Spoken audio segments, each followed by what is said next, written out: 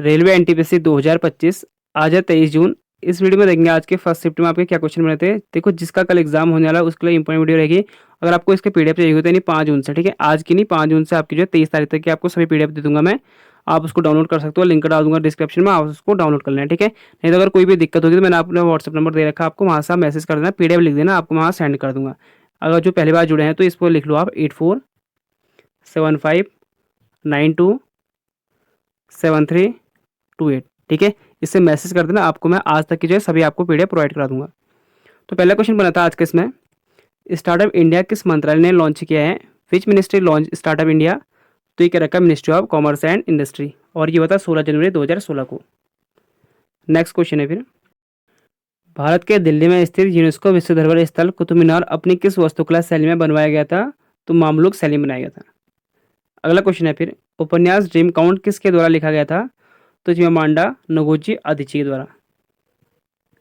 Next है, PDF ले लेना, इंपॉर्टेंट है आपके आने वाले एग्जाम के लिए, ठीक है। जिसका कल एग्जाम है, ये अगर आप अभी टेक्नीशियन के भी आपके फॉर्म आ चुके हैं, वहाँ पे आपके लिए इंपॉर्टेंट रहेगा, ठीक है, जो टेक्नीशियन का देने वाला पेपर।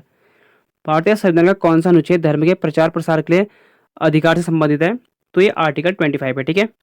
देखो, आर्टिकल 25 टू आर्टिकल 28, 25 से लेकर 28 के बीच में, the Indian constitution are the most important article guaranteeing religion freedom, ठीक है। ये आपको गारंटी देता है कि आपकी स्वतंत्रता का, आपके धर्म का स्वतंत्रता, धर्म की स्वतंत्रता का अधिकार देता है।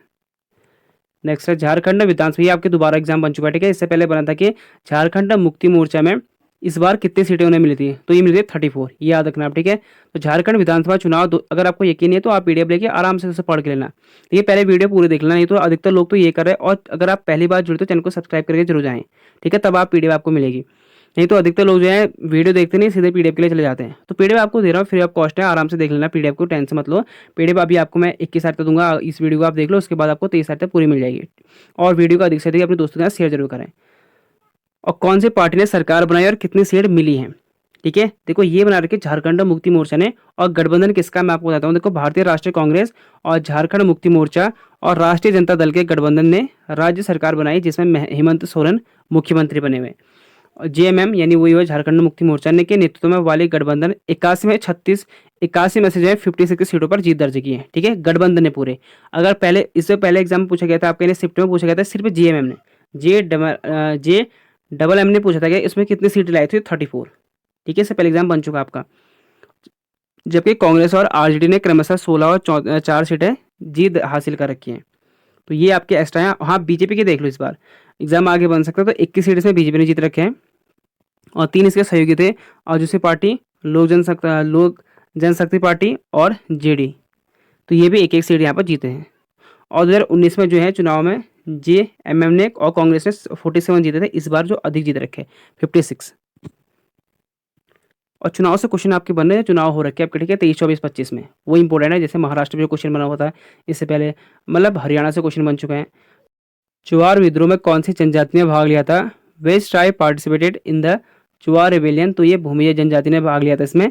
और ये विद्रोह जो हुआ था 1766 से 1834 के बीच में हुआ था, बंगाल में हुआ था। और अब हो चुके हैं, बंगाल विभाजित हो चुका है पश्चिम बंगाल और झारखंड के हिस्से में, और इसे जो है जंगल महल विद्रोह के नाम से भी जाना जाता है। ये भी एग्जाम में क्वेश्चन बने हुए, सारे के सारे आपके एग्जाम में क्वेश्चन बन चुके हैं आपके, ठीक है। मैं वही कह रहा हूँ, जिसका कल एग्जाम है ना, और आपको हो सके लास्ट में आपको नॉर्मलाइजेशन भी कम मिले, क्योंकि मुझे, क्योंकि स्टार्टिंग के आपके जो है 5, 6, 9, 10 वो थोड़ा बहुत डिफिकल्ट थे। बाकी तो क्योंकि बाकी कोई ऐसे शिफ्ट थे ना, वहाँ क्वेश्चन रिपीट हो रहे थे आपके। जैसे अभी देख लो आपके, अभी आपको मैंने 2-3 क्वेश्चन बता दिए, ये भी आपके रिपीट क्वेश्चन है। देखो, इससे पहले एग्जाम में क्या बना था मैं आपको बताता हूँ। ये बना था 2024 का G20 शिखर सम्मेलन कहाँ आयोजित हुआ था? तो ये हुआ था रियो डी जेनेरियो में। और अभी पूछा गया किस देश में हुआ? तो ब्राज़ील में हो रखा है। बस क्वेश्चन पूछने का तरीका चेंज कर रखा और कुछ नहीं कर रखा उसने। और मैंने आपको जो एक्स्ट्रा पॉइंट कराता हूँ ना, ये इंपॉर्टेंट होते हैं, यहाँ से आपसे क्वेश्चन बने। देखो, आज किया गया था, जिसका विषय क्या था ये भी याद कर लो, एग्जाम में कल बन सकता है, एक न्यायपूर्ण विश्व और एक सतत ग्रह का निर्माण, ठीक है। नेक्स्ट क्वेश्चन है फिर, क्योंकि एग्जामिनर को भी यार इतना टाइम नहीं होता है कि अलग अलग बनाए, वो भी कहीं से उठाते हैं, बस करंट अफेयर उसने उठा ली कहीं से। देखो, करंट अफेयर वो उठाता ना जो फेमस होते हैं करंट अफेयर, जो आपको पता है कि सम्मेलन हो रखे हैं, या कोई बुक, कोई राइटर जो फेमस है, भाई इन्हीं को पूछो। खासतौर पर अपॉइंटमेंट जो कर रखे हुए नए नए, इनसे क्वेश्चन बनाते हैं अपना। कोई ज़्यादा डीप नहीं पूछता है, ऐसे यूपीएससी ऐसा कुछ नहीं, सीधे सीधे क्वेश्चन उठा लेता हो। इतना टाइम नहीं है यार एग्जामिनर को क्वेश्चन बनाने के लिए, क्योंकि पता है कि हर शिफ्ट में डेली की आपके 3 शिफ्ट में, तो क्वेश्चन बना देता हो। कहीं से उठाई, कहीं से कोई क्वेश्चन उठाई उसने। और आर्टिकल्स आपसे मैं स्टार्टिंग से कह रहा हूँ कि आर्टिकल पढ़ के, आर्टिकल से तो अगर आपके 100% 2 क्वेश्चन बन रहे हैं। भारतीय संविधान के किस अनुच्छेद के द्वारा संसद को यह अधिकार प्राप्त है कि वह नागरिकता से संबंधित कानून बना सकता है? तो ये आर्टिकल 11। फिर है यूरोपीय पॉलिटिकल कम्युनिटी समिट 2025, कौन सा संस्करण था ये? तो ये 6वां संस्करण था ये, और ये हुआ रखा है अल्बानिया के तिरान में हो रखा है। ये एग्जाम बन सकता है आगे एग्जाम में, तो सबमिट हो रखी इंपॉर्टेंट है, सबमिट से क्वेश्चन बन रहा है आपके। 2011 की जनगणना एनालिसिस का मतलब ही ये होता है, जो आपको मैं कह रहा हूँ ना, ये पढ़ो, ये पढ़ लेना चाहिए। मैं आपको स्टार्टिंग से कह रहा हूँ कि जनगणना पढ़ लो, विद्रोह से क्वेश्चन पढ़ लो। अब आप क्या बताऊँ, आप तो कल आपका लास्ट एग्जाम बच चुका है जिसका है। तो ये 11 की जनगणना के अनुसार निम्नलिखित में से किस राज्य में अनुसूचित जनजाति की जनसंख्या शून्य है, यानी एसटी, ठीक है, शेड्यूल ट्राइब की जो है शून्य है। ये देखो पंजाब, हरियाणा, चंडीगढ़। अगर केंद्र शासित प्रदेश पूछेगा तो दिल्ली और पुडुचेरी। ये आपको बाई ऑप्शन द्वारा करने थे, आप देखना कि आपके ऑप्शन में क्या थे, आपको सभी बता दिए मैंने, ये है, ठीक है, अकॉर्डिंग 2011 सेंसस। नेक्स्ट है म्यांमार के मांडले जेल में किस भारतीय क्रांतिकारी को रखा गया था? तो इसमें देखो 2 जनों को रखा गया था। एक तो हो गया बाल गंगाधर तिलक जी और दूसरे सुभाष चंद्र बोस। 1908 में राजद्रोह के आरोप में 6 साल की सजा सुनाई गई थी और मांडले जेल में कैद किया गया था। और तिलक ने जेल में ही क्या लिखा था? गीता रहस्य नामक पुस्तक लिखी थी। ये भी इंपॉर्टेंट है, गीता रहस्य किसने लिखी था? गीता रहस्य तो बाल गंगाधर तिलक जी ने लिखी थी। और कहाँ लिखी थी? जेल में, अपने जेल के टाइम पर, जब जेल में थे। पाषाणकालीन भित्ति चित्र कौन से गुफाओं में खोजे गए हैं? तो ये भीमबेटका। ये भी एग्जाम आपके क्वेश्चन बन रहे हैं यहाँ से भी। निम्नलिखित में से कौन योजना आयोग के पहले अध्यक्ष थे? आसान सा प्रश्न है, मुझे लगता है कि किसी का गलत होना भी चाहिए। जवाहरलाल नेहरू इसके थे, और अभी आपको पता है कि नीति आयोग में बदल चुका है। और उस वक्त देखो गुलजारी लाल नंदा जो है 17 फरवरी 1953 से 21 सितंबर 1963 तक योजना आयोग के क्या थे? उपाध्यक्ष थे। और अभी कौन उपाध्यक्ष है? यह है सुमन बेरी। सुमन बेरी इसके उपाध्यक्ष होगी। और वही सीईओ कहेंगे तो बीबीआर सुब्रमण्यम सुब्रमण्यम इसके क्या है? अभी सीईओ है, और उपाध्यक्ष इसके हैं सुमन बेरी, और अध्यक्ष बताएं कि आपके जो भी उस वक्त मतलब नीति आयोग के, ठीक है, अब नीति आयोग हो चुका है, नीति आयोग कह रहा हूँ। और 1 जनवरी 2015 को नीति आयोग हो चुका है, योजना आयोग को हटा दिया गया है, योजना आयोग के बदले अब नीति आयोग हो चुके हैं। और अध्यक्ष होते हैं इसके जो भी उस वक्त प्रेजेंट टाइम में प्राइम मिनिस्टर हो, जैसे भी नरेंद्र मोदी हैं। सुंग वंश के बाद में कौन सा वंश आया था? बाद में कह रहा है, ठीक है, तो सुंग वंश के बाद आया था कर्ण वंश। और कर्ण वंश की स्थापना किसने की थी? वासुदेव कर्ण ने की थी, जिन्होंने सुंग वंश के अंतिम शासक देवभूति की हत्या करके सत्ता हत्या ली थी। और कर्ण वंश ने लगभग 73 ईसा पूर्व से 28 ईसा पूर्व तक शासन किया था, ठीक है। सुंग वंश के बाद कर्ण वंश आया था, याद। और कर्ण वंश की स्थापना किसने की थी? वासुदेव कर्ण ने, ये भी आपको याद रखना है। और अंतिम शासक देवभूति।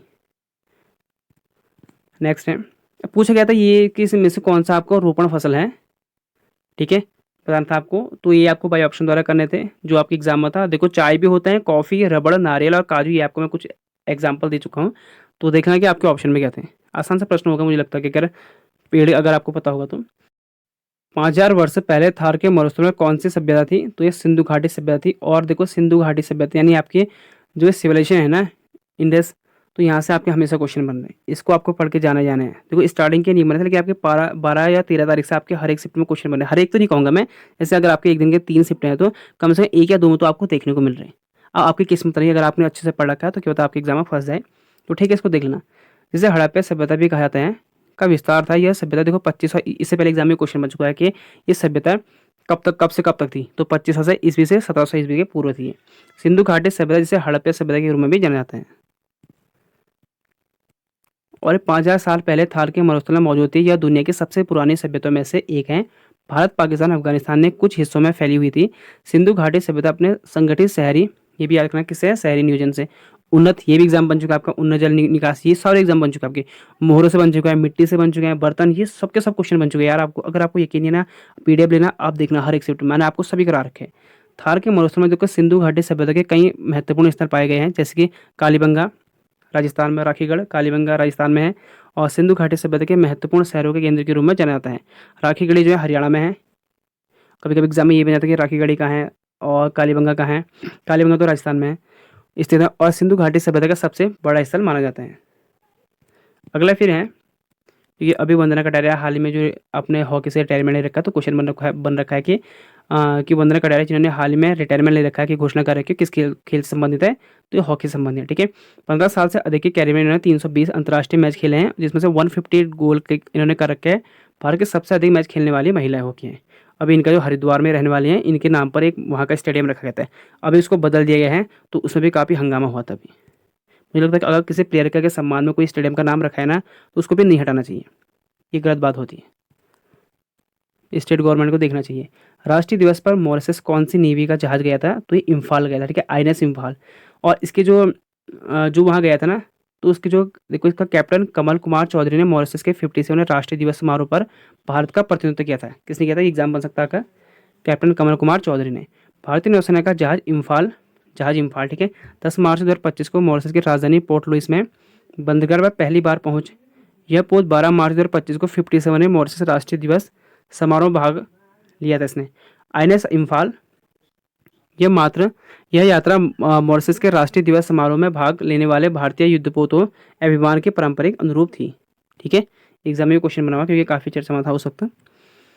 पलामू टाइगर रिजर्व हाल में किसके साथ साझेदार कर रहा है, ताकि रिजर्व के भीतर बेतला राष्ट्रीय उद्यान के लिए एक खोजी कुत्ता प्राप्त किया जा सकता है, तो ये मवाडरा भेड़िया अभ्यारण्य। तो ये बाकी एक्स्ट्रा पॉइंट से पढ़ सकते हो आप। अगला क्वेश्चन है फिर, पश्चिमी तटीय मैदान किसके बीच है, तो यह दक्कन पठार के पश्चिमी भाग और अरब सागर के बीच स्थित है। ठीक है, located between the western part of the Deccan plateau and Arabian sea. Harshavardhan के शासन के दौरान किस चीनी यात्री ने भारत का दौरा किया था, तो हैंसांग ने। डच ने कोरोमंडल तट पर पुलकित में अपना पहला टेक्सटाइल कपड़ा कारखाना कब स्थापित किया था, तो 1610 में। कौन सी नदी बेसिन जनसंख्या से सर्वाधिक प्रभावित थी, तो गंगा नदी बेसिन। ठीक है, कौन सी नदी बेसिन जनसंख्या से सर्वाधिक प्रभावित है, तो गंगा नदी बेसिन। नेक्स्ट है फिर, ब्रिटिश काल में कौन सी भू राजस्व व्यवस्था में फसल का एक हिस्सा संपत्ति के रूप में देना होता था, तो ये थे रेतवाड़ी व्यवस्था, यानी रेतवाड़ी सिस्टम। देखो, इस व्यवस्था में जो था ना, किसानों को भूमि का मालिक माना जाता था और उन्हें सीधे सरकार को भू राजस्व का भुगतान करना होता था। यह व्यवस्था मद्रास, बॉम्बे, असम और कुर्ग प्रांत में लागू थी। ये याद करना, इनको इस पर कभी एग्जाम में क्वेश्चन बनता है। ठीक है, मद्रास, बॉम्बे, असम एंड कुर्ग प्रांत। अब देखो, ये 3 प्रकार के थे यहाँ पर प्रणाली, यानी सिस्टम 3 थे। एक था स्थायी बंदोबस्त, जो 1793 में हुआ था, कॉर्नवालिस उस वक्त वो था गवर्नर। इस प्रणाली में जमींदारों को भूमि का मालिक बनाया गया है और उन्हें सरकार को निश्चित राशि का एक भुगतान करना पड़ता था। ठीक है, अगला फिर रेतवाड़ी व्यवस्था। इस प्रणाली में किसानों को भूमि का मालिक बनाता था और उन्हें सीधे सरकार को भू राजस्व देना पड़ता था। फिर था महलवाड़ी व्यवस्था, ये 1820 में आया था, 1820 या 22 में आया था। इस प्रणाली में गांव या महल को राजस्व की इकाई माना जाता था और गांव के मुखिया, ये याद रखना, ठीक है, गांव के मुखिया या समिति को राजस्व एकत्र करने की जिम्मेदारी दी जाती थी। किसमें, महलवाड़ी व्यवस्था में। अगला फिर, यूपीएससी अपनी वार्षिक रिपोर्ट किसे प्रस्तुत करता है, तो भारत के राष्ट्रपति को। ये आर्टिकल 323 में उल्लेख है इसका। विद्युत बल्ब का फिलामेंट किसका बना होता है, तो यह टंगस्टन का बना होता है, टंगस्टन मेटल। ग्राम पंचायत में किसका चुनाव नहीं होता है, पूछा गया था, ये आपको बाई ऑप्शन द्वारा करना था। ठीक है, अगर पूछिए ग्राम पंचायत चुनाव कौन कराता है, तो स्टेट इलेक्शन कराता है, राज्य चुनाव आयोग कराता है, स्टेट इलेक्शन कमीशन कराता है। फिर ये भी आपका पूछा गया था, इसको भी आप देखना कि इसमें आपके ऑप्शन में क्या गए थे। 2025 सबसे छोटा डीएनए किस में खोजा गया था, तो ये आपको बाई ऑप्शन देख लेना कि आपके ऑप्शन में क्या क्वेश्चन थे। देखो, आपको मैं ये बताता हूँ, देखो 2025 के जो डीएनए दिवस की थीम क्या थी, ये थी जीन की शक्ति को अनलॉक करना। ठीक है, जीन की शक्ति को अनलॉक करना, एग्जाम आगे बन सकता है। फिर है क्वेश्चन, भारतीय वायुसेना ने इनकोसिस भारतीय राष्ट्रीय महासागर सेवा और सूचना प्रणाली केंद्र को कौन सा विमान दिया है, तो एरियल रिफ्यूलिंग, यानी हवा में तेल भरने वाला विमान उपलब्ध कराया है। इसके लिए वायुसेना ने मुख्य रूप से इल्यूसिन सेकंड 78 MKI टैंकर विमान उपयोग किया है, जो हवा में अन्य विमान को ईंधन भरने की सुविधा देता है। अगला है फिर, तो ये क्वेश्चन थे आपके आज के फर्स्ट शिफ्ट के। अगर वीडियो अच्छी लगी तो वीडियो को लाइक और चैनल को सब्सक्राइब। पीडीएफ आप ले लेना, लिंक डाल दूंगा डिस्क्रिप्शन में, या तो आपको पीडीएफ मैंने नंबर दे रखा है, आप वहाँ मैसेज कर देना, सिर्फ पीडीएफ लिख देना, आपको ज़्यादा कोई टेंशन नहीं है, आपको पीडीएफ मिल जाएगी। और वीडियो को अधिक से अधिक शेयर करना है और बिना चैनल को सब्सक्राइब करे नहीं जाना आपको। ठीक है, चैनल को सब्सक्राइब जरूर कर लेना।